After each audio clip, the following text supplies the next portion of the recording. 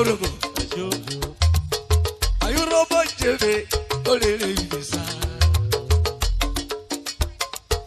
Urhobo me jebe no olele visa.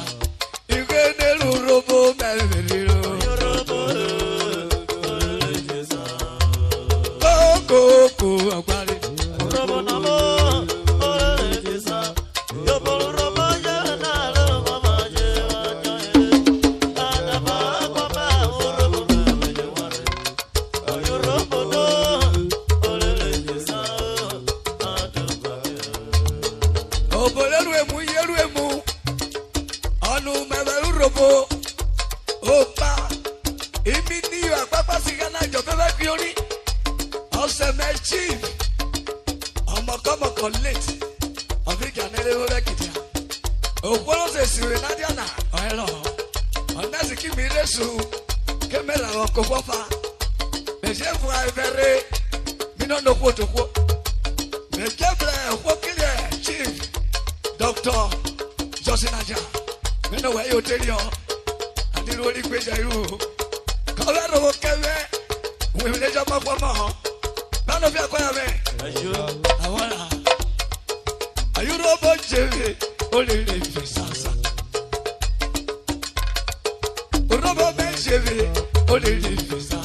Awe ya Urhobo me jebe. Urhobo olele visa. Ife man Urhobo igbali. Urhobo olele visa. Urhobo na na lo baba je ajaye. Epe duka. Doctor Lodi Omadisi.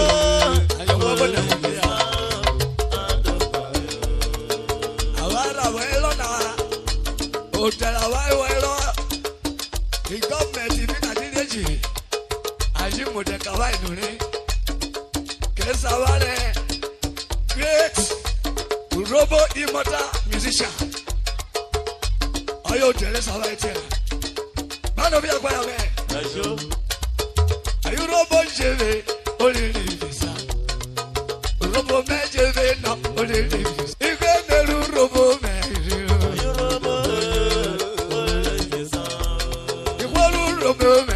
It's so good. Hey.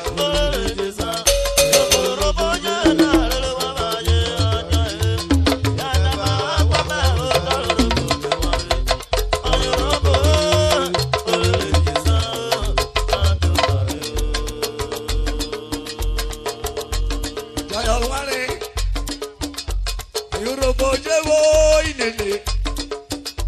Urhobo me jewo isi. Urhobo meje wari apo. Urhobo meje woni. Okrima joko. Urhobo meje woni. Oh, eni amri. Urhobo meje woni. Adaba baba Urhobo meje woni. Akare. Urhobo jewo inene. Urhobo jewo Urhobo me. Adaba baba Urhobo meje wari. Urhobo meje woni. Urhobo akare. Production manager.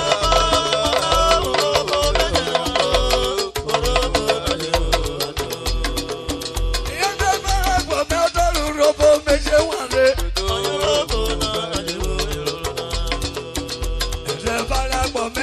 Urhobo meje wari.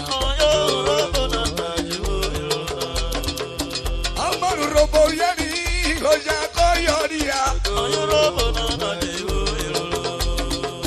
uyo vini kwenia. Ono ni abo me wori gona. Agboji sheri o.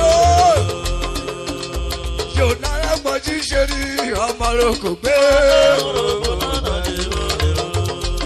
Lebla gulo na ye.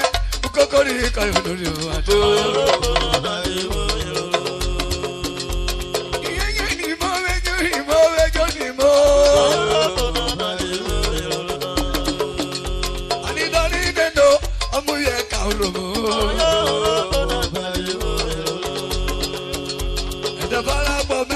Urhobo meje wari apo.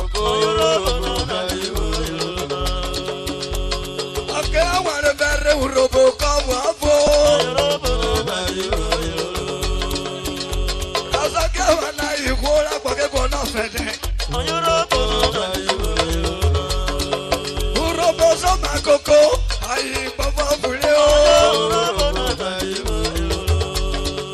Oyo mi kurhobo le bulado enwe no kai wala. Iso kora bulado enwe no kai wala. Uya baba oyo mi kuya baba. Ena bizo de na wa yejo biro babo. Inju weni e kulo kubilo. Ina zoke wa na urobe jo be ka babo. Ina no asunero ili.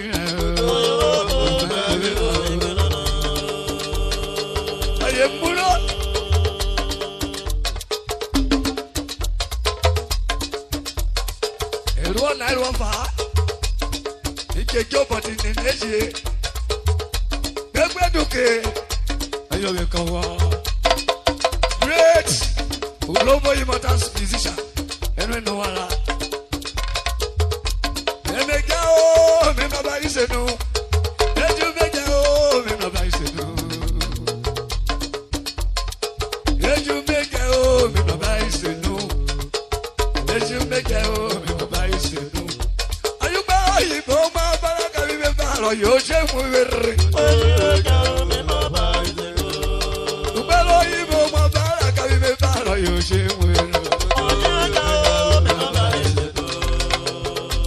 Yo vi como a veces me quedo me papá y se no.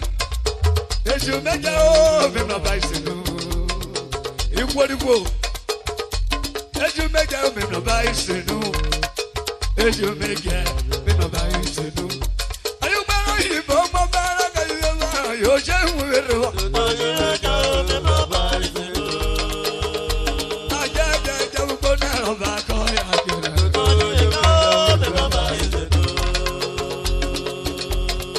Eso me queda. Me queda yo bien más parecido. Me queda más parecido. Abuelo que saca y pegaron mi nico. Abuelo que saca y pegaron mi nico.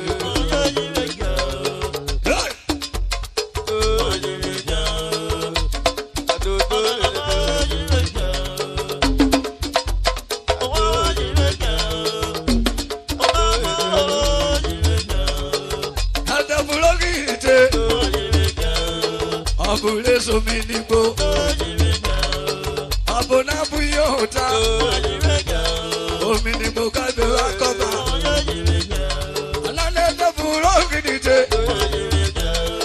o minibo kweba yota, o minibo sabaraka, because if we relocate now, well, back by some, well,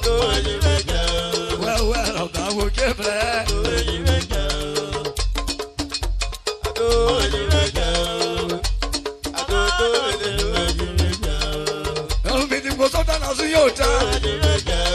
Omini bodu yota, anaradi yota, we be for a question of Abaraka you because if we vegetarian, I'm a mini boy, I'm Muroyara, because if we vegetarian, because if we venari you wouldn't give what I do.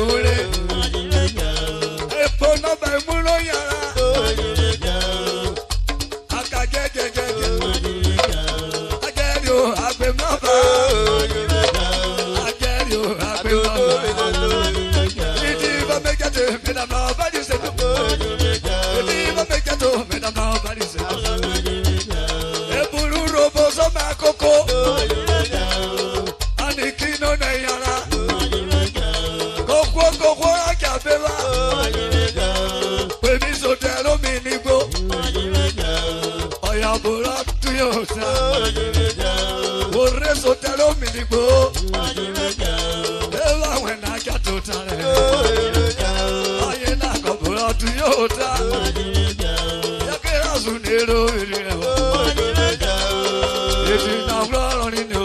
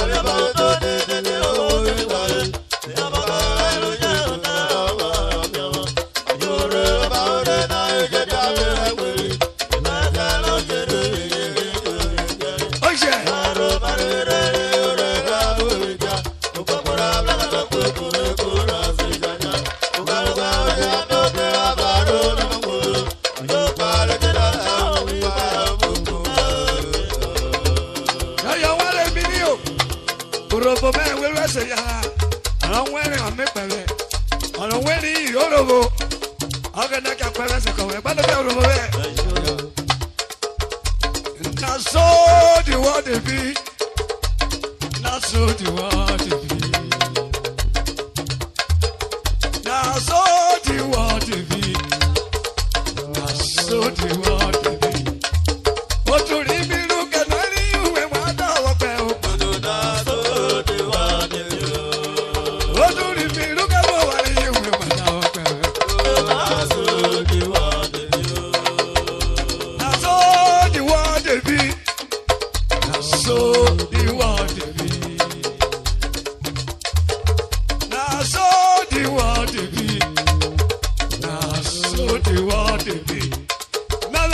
Look at when one of you when what I